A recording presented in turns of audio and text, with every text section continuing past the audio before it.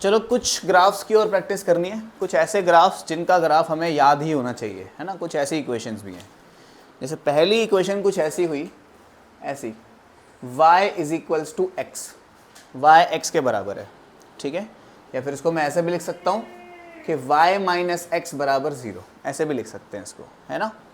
ये भी एक इक्वेशन है। या फिर ऐसा भी लिख सकते हैं, अगर इसको यहाँ लेकर आएंगे तो x माइनस वाई बराबर 0। अरे क्योंकि दोनों बराबर हैं तो माइनस करने पे दोनों को 0 ही आएगा। कैसे भी लिख सकते हैं, मैं सिंपली इसको y बराबर x कह देता हूँ, कोई परेशानी ना किसी को। अब डेटा बनाते हैं इसका डेटा बनाया तो 4-5 पॉइंट्स ले लेते हैं डेटा में, इधर x इधर y। क्लियरली पता लग रहा है कि जो x होगा वही y होगा। अगर x माइनस का 2 है, अगर x माइनस का 2 है तो y भी माइनस का 2, अरे दोनों बराबर है ना। अगर x माइनस का 1 है तो ये भी, अगर ये 0 है तो ये भी, अगर ये 2 है तो ये भी। तो इसका ग्राफ कैसा बनेगा, x पे -2 y पे -2 यानी कि यहाँ, x पे -1 y पे -1 यानी कि यहाँ, x पे 0 y पे 0 यानी कि यहाँ, फिर इधर फिर। तो क्लियरली पता लग रहा है ओरिजिन से आता हुआ बिल्कुल बीच में से चला जाता है किसका graph, y is equals to x का ग्राफ। क्या इतनी बात सबके समझ आती है? ठीक है, एक मिनट पॉज करना। ठीक है, तो ये ग्राफ भी सबको समझ आता है। सेकंड जो हमें ग्राफ देखना है वो कुछ इस तरह से है, y is equals to 2x। y is equals to 2x का ग्राफ कैसा बनेगा देखते हैं। डेटा बनाओ, x इधर y इधर। x को अगर आप 1 लोगे तो y कितना हो जाएगा, 2 1 जा 2। x को अगर आप 2 लोगे तो y कितना हो जाएगा, क्लियरली पता लग रहा है जितना x है y उसका डबल है। अगर ये 3 लेंगे तो ये 6, अगर ये 0 लेंगे तो ये 0, 0 का डबल तो 0 ही होता है ना। इधर अगर ये -1 लेंगे तो ये -2। तो ये ग्राफ कुछ ऐसा बनेगा, इसी में दिखा देता हूँ मैं ना, थोड़ा बड़ा बनाते हैं चलो इसको ना। एक ऐसा मैं वो बना रहा हूँ जिसमें सारे ही ग्राफ में इकट्ठे ही दिखा दूँ, ठीक है। तो मैं दोनों ही ग्राफ को इस पे दिखाता हूँ एक बार, है ना। ये x पे 1 है तो y पे 1 है, x पे 2 तो y पे 2, x पे 3 तो y पे 3। तो कुछ क्लियरली ये वाला जो ग्राफ था बिल्कुल बीच में से जा रहा था, है ना। कौन सा ग्राफ था ये, y is equals to x का ग्राफ था ये, जो बिल्कुल सेंटर से जाता है, बिल्कुल मिरर से जाता है ऐसे। मतलब ऐसा लग रहा है कि इसको और इसका बिल्कुल मिरर है ये, है ना, बीच में ऐसे। और कोई एंगल ही पूछ लेना आपसे तो ये 45 डिग्री के एंगल पे जाता है। सोचो ना, ये 90 डिग्री हुआ, 90 के बीच में से यानी कि 45 डिग्री पे, ठीक है। खैर वो अभी के लिए इंपॉर्टेंट नहीं है। y पे इसको ग्राफ बनाते हैं, x पे 1 तो y पे 2, x पे 2 तो y पे 4, x पे 3 तो y पे 6। तो ये ग्राफ गया ऐसे, यहाँ तो मिल रहा है और नीचे कुछ ऐसे जाएगा ये, ठीक है, कुछ इस तरह से। ये किसका ग्राफ है, y is equals to 3x का graph, sorry y is equals to 2x का ग्राफ। एक बार y is equals to 3x का ग्राफ कैसा बनेगा उसका डेटा देखते हैं, नीचे बना रहा हूँ मैं। इधर x इधर 0 0 0, इधर x इधर y, 0 0 तो इसमें भी रहेगा। यहाँ 0 पुट करोगे, 3 को 0 से मल्टीप्लाई करके ये भी 0 ही हो जाएगा। x पे अगर तुम 1 करोगे तो y पे 3 हो जाएगा, x पे अगर तुम 2 करोगे तो y पे 6 हो जाएगा, है ना। तो x पे 1 y पे 3, x पे 2 y पे 6। तो देखो कितना ऊपर पहुंच गए, ठीक है। ऐसे जा रहा है कुछ, इसको हम थोड़ा ज़्यादा नीचे ले आए, ये बीच में जाएगा इनके, ये ऐसे रहेगा। ये किसका ग्राफ है, y बराबर 3x का ग्राफ है। मैं बताना ये चाहता हूँ कि इस टाइप के ग्राफ में कि y बराबर n टाइम्स x, n कोई भी नंबर हो सकता है, इस टाइप के ग्राफ हमेशा ओरिजिन से होके जाते हैं, हमेशा, ऑलवेज, ठीक है। जब इक्वेशन ऐसी है, लीनियर इक्वेशन की जनरल फॉर्म क्या होती थी, ax plus by plus c बराबर 0, ये होती थी। अगर c की वैल्यू 0 है तो इक्वेशन कैसी बन जाएगी, ax प्लस by बराबर 0। अगर c 0 है तो ग्राफ हमेशा ओरिजिन से पास करेगा, ठीक है। Graph will pass through origin. मतलब अगर देखो ना इन क्वेश्चंस में क्या था, कोई कांस्टेंट नहीं था ना, यहाँ से +3 +4 ऐसा कुछ नहीं था, तो कांस्टेंट टर्म गायब था।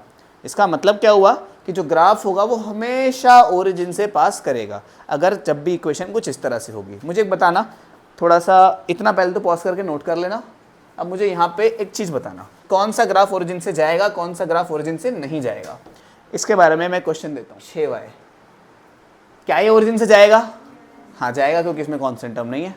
कैसे? एक अच्छा ये भी नहीं तुम्हें आता तो बस तुम इतना देख लो, x पे 0 y पे 0 सेटिस्फाई, ओरिजिन का पॉइंट क्या होता है 0 0, x पे 0 y पे 0 सेटिस्फाई हो रहा है नहीं हो रहा है, x पे 0 लगाया तो क्या y भी 0 आया, हो रहा है सेटिस्फाई। इसमें देखना x पे 0 लगाया तो y भी 0 आया, हो रहा है सेटिस्फाई। x पे 0 लगाया तो y 5 आया, तो ये तो ओरिजिन से नहीं जाएगा, ये जाएगा। x पे 0 लगाया तो y की वैल्यू -3 आई, ये भी ओरिजिन से नहीं जाएगा। x पे 0 लगाया y पे 0 आया, हाँ। x पे 0 लगाया y पे 0, हाँ। बात समझ गए? कोई एक कांस्टेंट टर्म हो जाएगा तो डिफरेंट वैल्यूज हो जाएंगी, देन वो ओरिजिन से नहीं जाएगा। ठीक है, थोड़े से और एक बात और इसमें, इसी में यहीं पे एक और बात कंक्लूड करते हैं। जब भी ऐसा ग्राफ बनता है, एक मिनट मिटा के ही करता हूँ इस बात को कंक्लूड, नहीं पॉज मत करो, देखना कुछ ऐसा ग्राफ है y बराबर x, y बराबर 2x, y बराबर 3x, y बराबर 4x, इस टाइप के जो भी ग्राफ हैं, y बराबर x बिल्कुल बीच में से जाएगा ऐसे। ठीक है, ये किसका बनेगा? y बराबर x का। y बराबर 2x थोड़ा सा y एक्सिस से चिपक जाएगा, देखो ये थोड़ा सा, ये इतना था, ये और चिपक गया इससे। y बराबर 3x थोड़ा और चिपक जाएगा, वो समझ रहे हो ना, जितना बड़ा नंबर यहाँ पे होगा उतना ज़्यादा वो y एक्सिस के पास चिपका हुआ होगा। क्या ये बात समझ गए इतना? ठीक है, ये दो ऑब्जर्वेशन हमने अभी देखी। एक बार नेगेटिव ग्राफ भी बनाते हैं इसी में ही, मैं इसको मिटा नहीं रहा। ये कैसा ग्राफ है एक बार ये चेक कर लेते हैं। कुछ इस तरह से था हमारा, ये इधर जा रहा था। y बराबर -2x का ग्राफ बनाते हैं एक बार, ये कैसा बनेगा देखते हैं।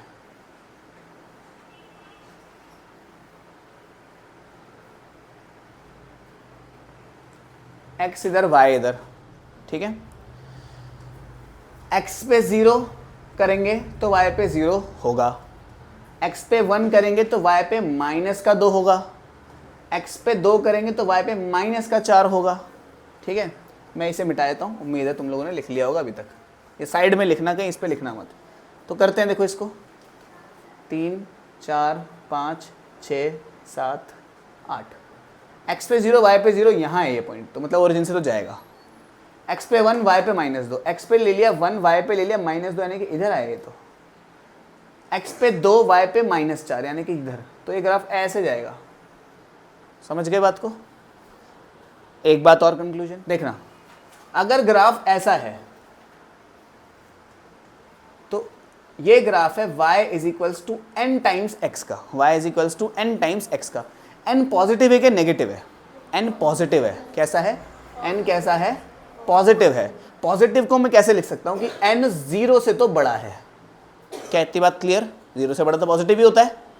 अगर ग्राफ ऐसा है y = nx का, सीधी लाइन का ग्राफ है, यहाँ पे बताना n कैसा है, पॉजिटिव है नेगेटिव है? नेगेटिव। अभी तो देखा हमने -2 का ऐसा बना था, n 0 से छोटा है। तो ये बात रही छोटी सी हमारी कंक्लूजन।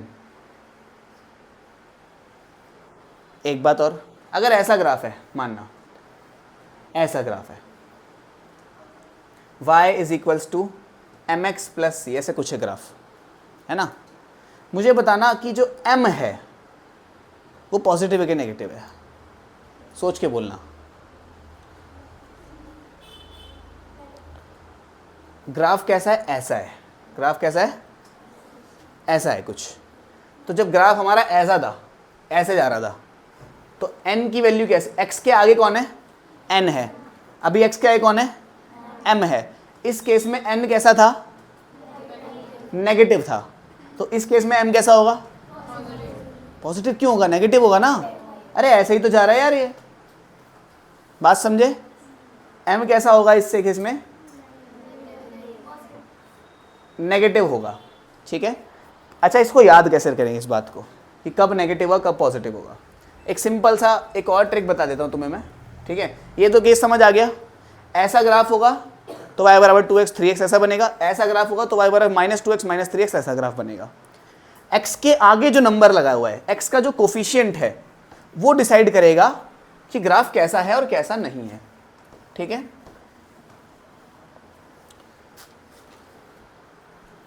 अगर ग्राफ कुछ इस तरह से है, मानो ग्राफ ऐसे है, एक्स एक्सिस से तुम राइट साइड में थीटा देखो, थीटा मतलब एंगल देखो,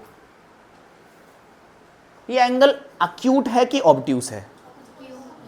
अक्यूट 90 से छोटा होता है, अक्यूट एंगल ऐसे होते हैं, ऑब्ट्यूस एंगल ऐसे फैले हुए होते हैं। ठीक है, 90 से छोटा होगा तो अक्यूट, 90 से बड़ा होगा तो ऑब्ट्यूस। ये एंगल मुझे बताओ 90 से बड़ा है कि छोटा है? बड़ा है 90 से, तो ये एंगल ऑब्ट्यूस है। और जब भी एंगल ऑब्ट्यूस होगा तो हमेशा जो x के आगे वाला जो नंबर है वो कैसा होगा? नेगेटिव होगा। मतलब कि इसको मैं बोलता हूँ नेगेटिव स्लोप। स्लोप का मतलब होता है x के आगे वाला नंबर। स्लोप का मतलब क्या होता है? ऐसा ऐसा है ना, y बराबर mx प्लस c, ये जो नंबर है इसे हम स्लोप कहते हैं। क्या कहते हैं? लिख लेना इस बात को, बिल्कुल अच्छे से लिख लेना। ठीक है, इसको सुंदर सुंदर भाषा में। एक बात और, अगर ग्राफ तुम्हारा ऐसा नजर आ रहा है तुम्हें, ऐसा, ये एंगल कैसा है? अक्यूट है। अक्यूट मतलब पॉजिटिव स्लोप होगी इसकी। स्लोप का मतलब ये जो नंबर है x के आगे वाला, ये कैसा होगा? पॉजिटिव होगा। ठीक है, अब तुमसे मैं एक नंबर का ऐसा एमसीक्यू पूछूं, क्वेश्चन है ऐसा, ज़्यादा ऑप्शन नहीं दे रहा मैं, है ना। y बराबर 3x plus 2 minus 3x plus 2y बराबर 8। दो ये क्या है, कुछ लीनियर इक्वेशन दिए हैं। किसका ग्राफ कैसा है? एक ग्राफ ये है, एक ग्राफ ये है। हमें क्या चेक करना है? ये एंगल कैसा है? कैसा है? अक्यूट है। अरे 90 से छोटा है ना, 90 ये होगा, 90 से छोटा है तो मतलब अक्यूट है। अक्यूट है मतलब नेगेटिव होना चाहिए x के आगे का नंबर। स्लोप कैसी होनी चाहिए? अक्यूट है ना, ये कैसा है? हाँ, पॉजिटिव होना चाहिए। ये कैसा है? अक्यूट है। अक्यूट में कैसा रहता है स्लोप? तो ये किसका ग्राफ है? इसका ग्राफ है। और ये अपने आप किसका हो जाएगा? ये कैसा है? ऑब्ट्यूस है। तो ये अपने आप इसका ग्राफ हो जाएगा क्योंकि x का अगला नंबर नेगेटिव है। क्या ये बात समझ गए सारे के सारे? पक्का? अब थोड़े वर्ड प्रॉब्लम्स की प्रैक्टिस करते हैं। ठीक है, ये जो वर्ड प्रॉब्लम्स आपके एग्जाम्स में आने के चांसेस रहते हैं। ठीक है, क्वेश्चन स्क्रीन पे दिख रहा होगा अभी ये। ठीक है, क्वेश्चन में ऐसा कहा गया, एक टैक्सी है जो पहले किलोमीटर के तो 20 रुपये चार्ज करती है। मैं क्वेश्चन पढ़ता हूँ। A taxi charges 20 rupees for first kilometre and 12 rupees per kilometre subsequent distance covered, taking the total distance covered x kilometre and total fare covered as y rupees, write a linear equation and draw graph. क्या कह रहा है समझना। एक cab है, first kilometre के 20 रुपये charge करती है। पहले किलोमीटर जब तुम चले तो कितने रुपए चार्ज किए इसने? 20 रुपये चार्ज किए। और फिर तुम जितने भी किलोमीटर चले उस पर फिर 12 12 12 12 ऐसे ऐड करती है। तो मानो ऐसे ये किलोमीटर्स बना लेता हूँ मैं, ऐसे ये किलोमीटर्स बना लिए मैंने। पहले किलोमीटर कितने रुपए चार्ज किए? फिर 12 12 12 12 12। ठीक है, ऐसे चलता जा रहा है कहीं। ठीक है, हमें नहीं पता ना कितने किलोमीटर तय करे उसने। अब मुझे बात बताओ, एक बच्चा है जिसने 1 किलोमीटर ट्रैवल करा सिर्फ, उसने कितने रुपए दिए कैब वाले को? 20 रुपये। जिसने 2 किलोमीटर किया उसने कितने दिए? 2 किलोमीटर के 32। अरे जितने पहले किलोमीटर का चार्ज था, आगे किलोमीटर का कम है ना उससे। क्या बात समझे? फिर उसके आगे किलोमीटर के 3 किलोमीटर ट्रैवल करे तो कितने रुपए बने? 44 बन गए। 32 प्लस 12, बात समझे? 12 12 12 जुड़ता रहेगा अब। ओके, अब कह रहा है लीनियर इक्वेशन लिखो इस सिचुएशन के लिए। लिख देते हैं। मान लेते हैं कि टोटल फेयर को बोल देता हूँ, टोटल क्या बोले, कैश बोल देते हैं इसको। टोटल कैश y है, मतलब टोटल कैश मतलब टोटल रुपीस। टोटल रुपए तुमने y रुपए दिए। टोटल कितने रुपए दिए? टोटल किलोमीटर तुमने कितने चले? टोटल किलोमीटर को मान लेते हैं x। कोई परेशानी? पक्का? सोच लो। ठीक है, तो टोटल रुपए तुमने, मानो तुम 3 किलोमीटर यहां से लेके यहां तक चले, तो तुमने टोटल रुपए कैसे निकाले होंगे? तुमने क्या किया होगा, तुमने सिंपल 20 12 12 जोड़ दिया, है ना। कोई अगर 10 किलोमीटर चले तो पहले तो मुझे एक बात यहीं पे पॉज करके एक चीज निकाल के दिखाओ, अगर कोई 10 किलोमीटर चले तो कितने रुपए देगा वो? अभी के अभी पॉज करके निकाल के दिखाओ, अगर कोई इसी सिचुएशन में 10 किलोमीटर चला है आगे।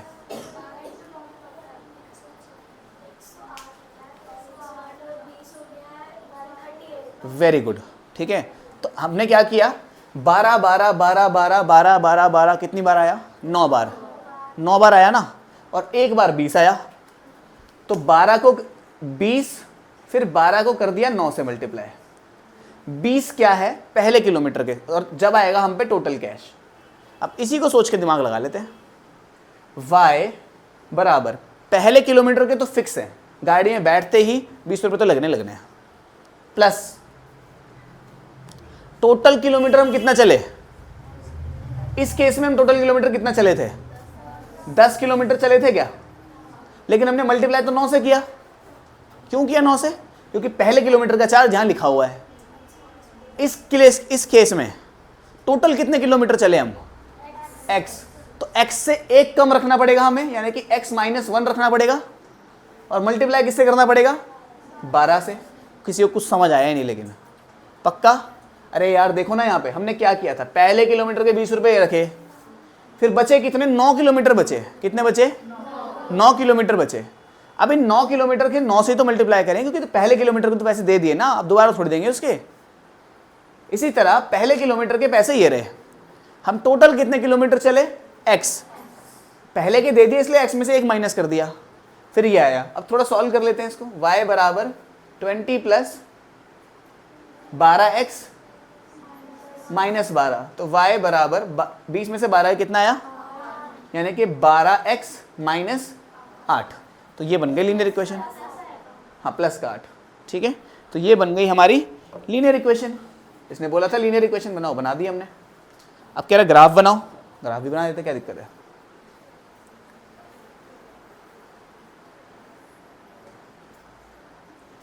इधर x इधर y। x को करो 0, x को करो 0, y कितना आया? ओरिजिन से तो नहीं जाएगा ग्राफ, है ना। x को करो 2, y कितना आया? 24 और 8 32। x को करो 3, भारतीय 36 और 8 44। देखो पहले वाला डेटा मैच हो रहा है कि नहीं हो रहा? पहले किलोमीटर जब x 0 था, जब तुम चले ही नहीं थे, तो जब दूसरे किलोमीटर पे 32 हो गया, तीसरे किलोमीटर 44 हो गया, ठीक है। अच्छा, x को एक बार 1 भी कर लो, x को करो 1, तो ये कितना आया? पहले किलोमीटर कितने चार्ज बने थे?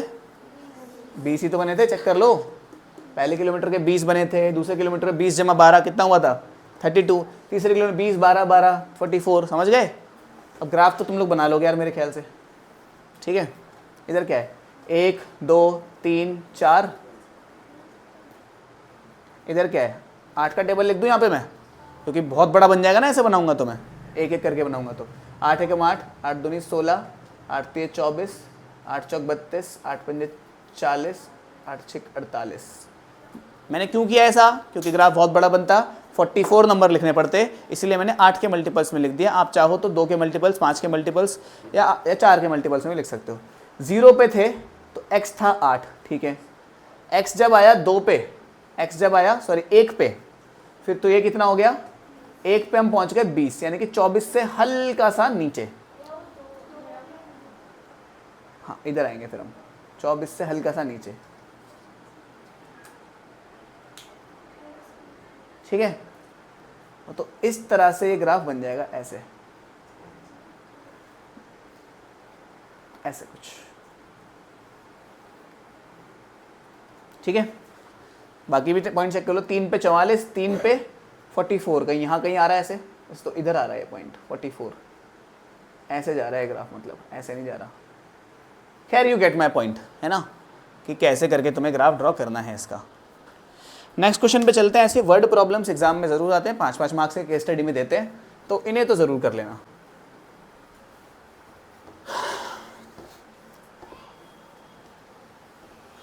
नेक्स्ट क्वेश्चन देखते हैं। क्वेश्चन में हमें बोला गया टेम्परेचर नापने की हम पे मोटी मोटी 3 यूनिट्स होती हैं। पहली होती है सेल्सियस। सेल्सियस के बारे में तुम लोग जानते हो, 0 डिग्री सेल्सियस पे बर्फ़ जम जाती है, 0 से नीचे बर्फ़ जम जाती है, 0 से ऊपर पानी पिघलने लग जाता है बर्फ़ से, 100 डिग्री सेल्सियस पे जाके पानी बॉयल होके उड़ जाता है सारा का सारा, है ना। ये सेल्सियस स्केल को तुम जानते हो। एक होता है केल्विन स्केल। केल्विन स्केल में क्या होता है, जितना भी तुम्हारा सेल्सियस टेम्परेचर है उसमें 273 जोड़ देना, केल्विन स्केल आ जाएगा। जैसे अगर तुम्हें 1 डिग्री सेल्सियस को केल्विन में चेंज करना है तो 1 डिग्री सेल्सियस में 273 ऐड कर दो, कितना हो गया 274। कितना हो गया 274, ठीक है। तो इस तरह सेल्सियस। फिर एक और होता है फ़ारेनहाइट स्केल। फ़ारेनहाइट स्केल को चेंज करने का हम पे एक तरीका है कि F = 9/5 टाइम्स C + 32। ये है हमारा फॉर्मूला।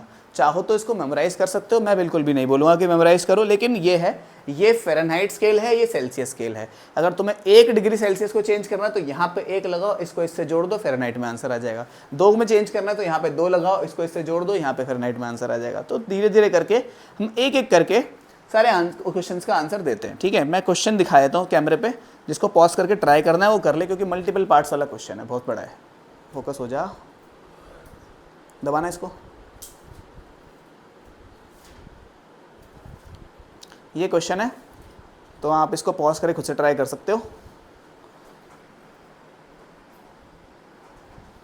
ठीक है। मैं एक एक करके करते हैं इसको। पहले कह रहा है if temperature is 0 degree Celsius, find temperature in Fahrenheit.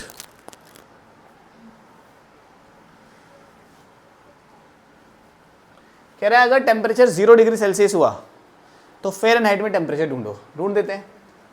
Temperature की जगह क्या लगाना है, C की जगह लगाना है 0 लगाना है। सो F = 9/5 मल्टीप्लाइड बाय 0 + 32। ऑफकोर्स ये टर्म तो 0 हो गया, 0 में 32 जोड़ा तो कितना आया 32 डिग्री फ़ारेनहाइट। इसका आंसर बना, ठीक है। दूसरे पार्ट में क्या पूछता है, दूसरे पार्ट में पूछता है if Fahrenheit if the temperature is 50 degree Celsius, मतलब C की वैल्यू इस बार 50 डिग्री सेल्सियस दी है, लगा देते हैं इसमें।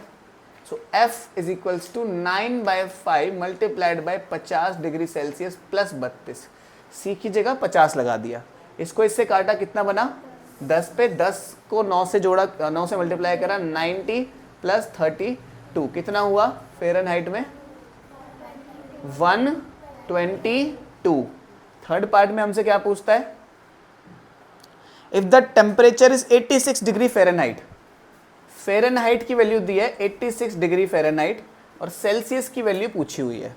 भाई इस बार F की वैल्यू दी है तो F में लगा दो। F की जगह पे क्या लगाना है 86 बराबर 9/5 टाइम्स C + 32। ये प्लस का 32 वहाँ जाके 86 माइनस का 32 बनेगा बराबर 9/5 टाइम्स C। 6 में से 2 गए कितना आया 4, 8 में से 3 गए कितना आया 5 बराबर 9/5 इंटू में C। 9/5 वहाँ जाके क्या बनेगा 5/9 बनेगा। तो 54 मल्टीप्लाइड बाय 5 नीचे 9 इधर, इधर आया टेम्परेचर। 9 के टेबल में ये आता है 6 पे, 6 पंजे कितना आया 30 डिग्री सेल्सियस। ये हमारा सेल्सियस का आंसर आया। अगले पार्ट में क्या पूछता है हमसे, फोर्थ पार्ट में हमसे पूछता है 0 डिग्री फ़ारेनहाइट होगा तो सेल्सियस में कितना आएगा। अगर फ़ारेनहाइट की वैल्यू 0 डिग्री फ़ारेनहाइट है तो सेल्सियस में कितना होगा। जैसे ही मैं क्वेश्चन लिखूँ पॉज करके खुद से ट्राई करते करो उसको, ठीक है। कोई बहुत रॉकेट साइंस नहीं है इसमें। तो F बराबर 9/5 C + 32, इसको 0 करना है तो 0 कर देते हैं, बराबर 9/5 C + 32। ये 32 प्लस का वहाँ जाके किसका हो गया माइनस का 32। ये 9/5 वहाँ जाके क्या हो गया 32 मल्टीप्लाइड बाय 5/9 बराबर C। इसको डेसिमल में सॉल्व कर लेते हैं। देखो इसको पहले इनको मल्टीप्लाई कर लेते हैं। 32 को करा 5 से, 5 दूनी 10, 0 इधर 1, 3 दूनी 6 और 1 7 को डिवाइड करना है किससे 9 से, है ना?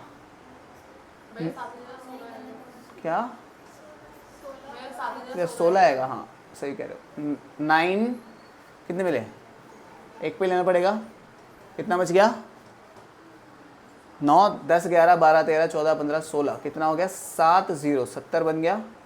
70 से छोटा 63, 9 7 63, कितना बच गया? 7 बच गया, पॉइंट लग के 0 आ गया, फिर कितना? फिर वही 777 की ट्रेल बन जाएगी। तो सी की वैल्यू कितनी आ गई?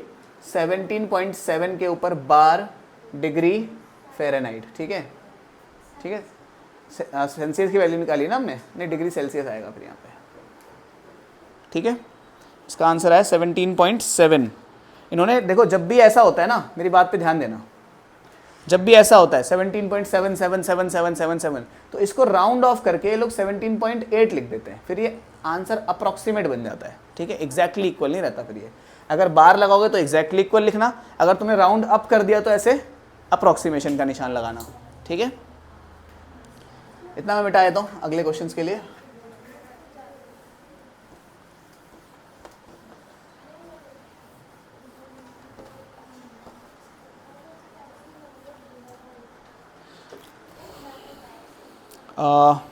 कौन सा हो गया?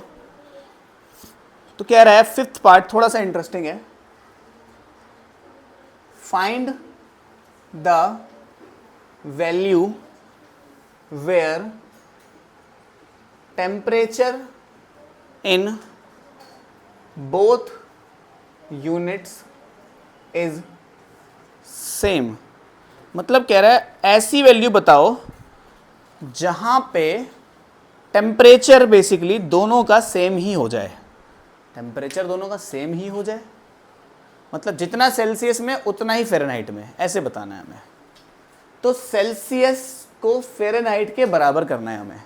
इन दोनों को किसी x के बराबर मान लेते हैं हम, क्योंकि सेल्सियस होगा, फ़ारेनहाइट किसी x के बराबर होंगे, उसी x की वैल्यू निकालनी है हमें। तो f की जगह भी क्या लगा दो? x लगा दो।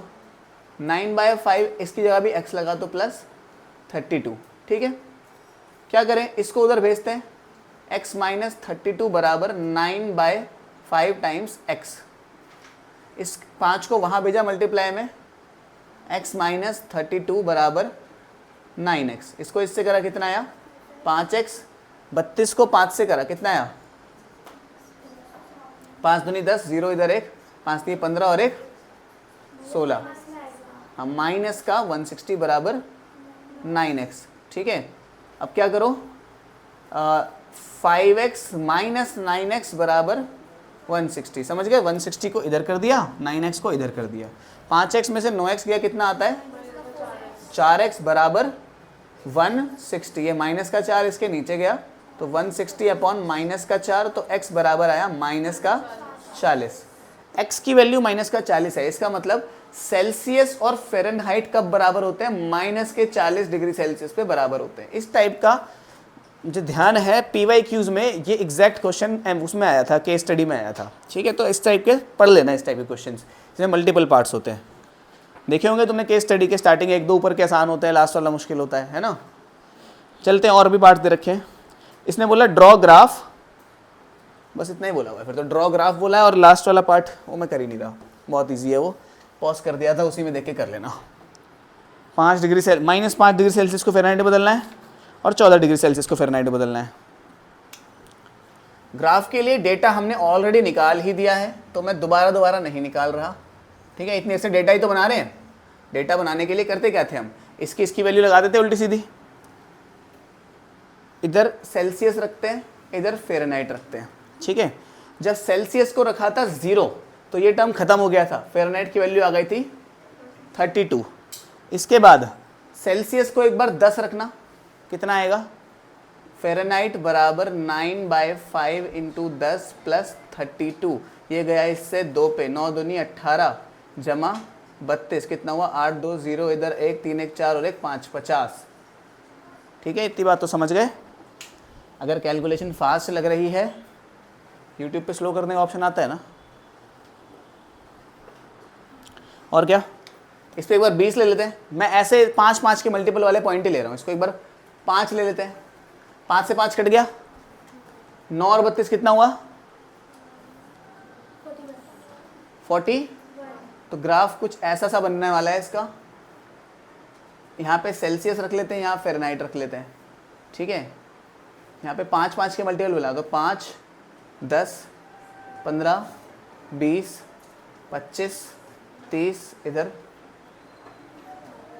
-5 माइनस का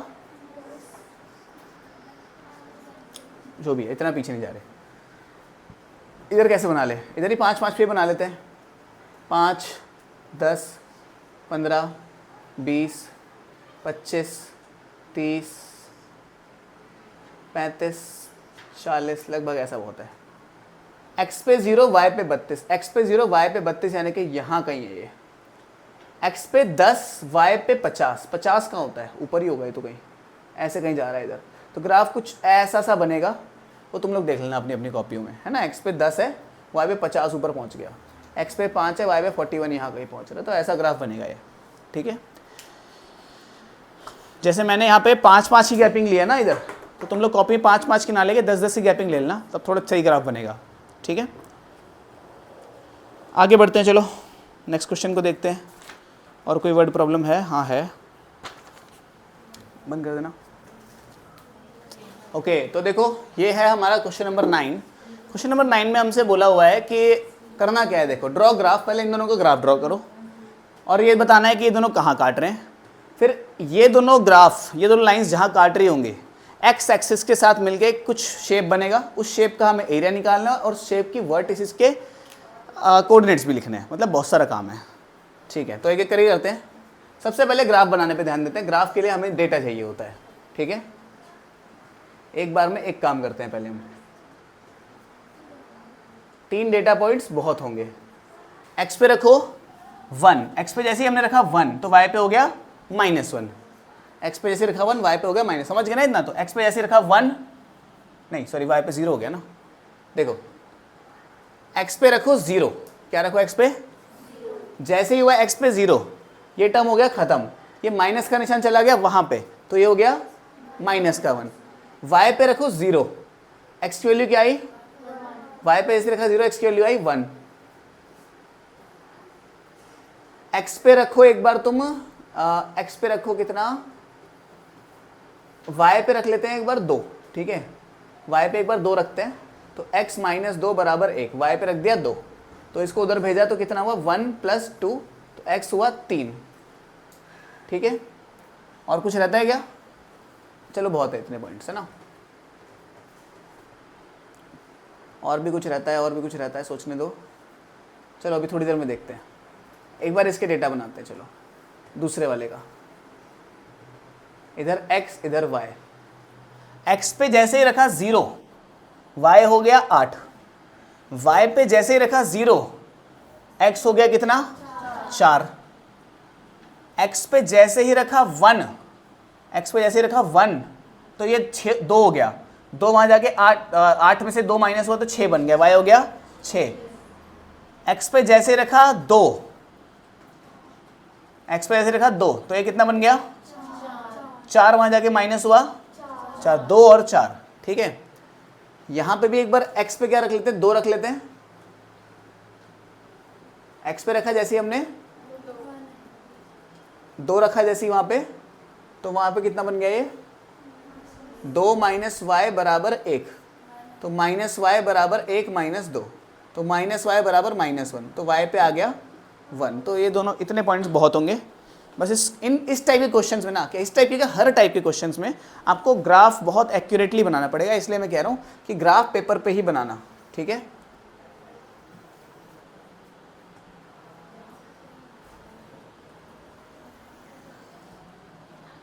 पॉज कर देना। तो ये बन गया हमारा कार्टेशियन प्लेन। अब दिखाते हैं इनको, है ना। x पे 0 y पे -1, x पे 0 y पे -1 मतलब यहां पर है ये, x पे 1, x पे y पे 0 मतलब यहां पर है, x पे 3 y पे 2 मतलब यहां पर है, x पे 2 y पे 1 मतलब यहां पर है। तो ये लाइन कुछ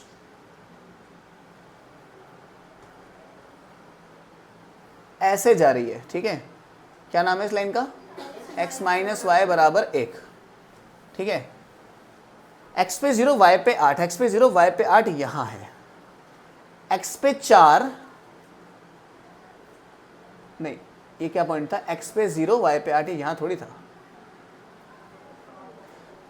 ये नहीं है, ये पॉइंट है ना। x पे 0 y पे 8 तो यहां होगा ना, x पे 0 है, y में है ना 8, तो फिर x पे 4 y पे 0 ये यहां हुआ, x पे 1 y पे 6 ये यहां हुआ, फिर x पे 2 y पे 4, x पे 2 y पे 4 ये यहां हुआ। तो ये ऐसे करके जा रही है लाइन। इस पॉइंट को हल्का सा यहाँ किसका देते हैं, तो कुछ ऐसे करके लाइन जा रही है ना। ये काट कहाँ रही है एक दूसरे को? x पे 3 और 2 पे। तो पहले पार्ट में हमसे पूछा था कॉमन सॉल्यूशन बताओ, कॉमन सॉल्यूशन बताओ। कॉमन सॉल्यूशन कितना हो गया? 3,2, ये हो गया कॉमन सॉल्यूशन। तो फिर क्या पूछा था? फिर हमसे पूछा था कि ये दोनों लाइन जिस x एक्सिस के साथ कौन सा शेप बना रही है। भाई एक लाइन ये है, एक लाइन ये है, x एक्सिस ये है, कौन सा शेप है ये? तो इट इज अ ट्राइंगल। हमें एरिया ऑफ ट्राइंगल निकालना है, निकाल देते, कोई बड़ी बात नहीं। इस ट्राइंगल को ध्यान से सोचो, इसका बेस कितना है? तुम बोलोगे 1 यूनिट, 2 यूनिट, 3 यूनिट। कितना है? 3 यूनिट। इसकी हाइट कितनी है? 1 यूनिट, 2 यूनिट। तो हाइट कितनी है इसकी? ट्राइंगल का फॉर्मूला क्या होता है? हाफ बेस इनटू में कितना हो गया? 3 यूनिट का स्क्वायर, यही हो गया 3 यूनिट का। अरे यार इससे कट गया ना, ठीक है। इसके बाद क्या पूछता है? वर्टिसेस बताओ, बता देते हैं। ये वर्टिस तो बता दी हमने। इस वर्टिस का क्या नाम है? x में तो 4 है, y पे 0 है। इस वर्टिस का क्या नाम है? नीचे लिख रहा हूँ। x में कितना है? 1, y में कितना है? मिल गए तीनों वर्टिसेस। ये काम करना था हमें इसमें, और इस शेड करना था इसको, तो इसे हमने शेड कर दिया, ठीक है। अब यहीं पे एक क्वेश्चन और पूछता कि x एक्सिस की जगह ये बोल देता y एक्सिस है। अब ये क्वेश्चन है, पॉज करके दिखाओ, इसी क्वेश्चन का पार्ट है, ठीक है। y एक्सिस लिख दिया इसने, ठीक है। तो मैं ये सब मिटा देता हूँ। y एक्सिस के साथ भी तो ट्राइंगल ही बन रहा है, उसके साथ कुछ और थोड़ी बन रहा है। तो पहले तो वर्टिसेस बताओ मेरे को।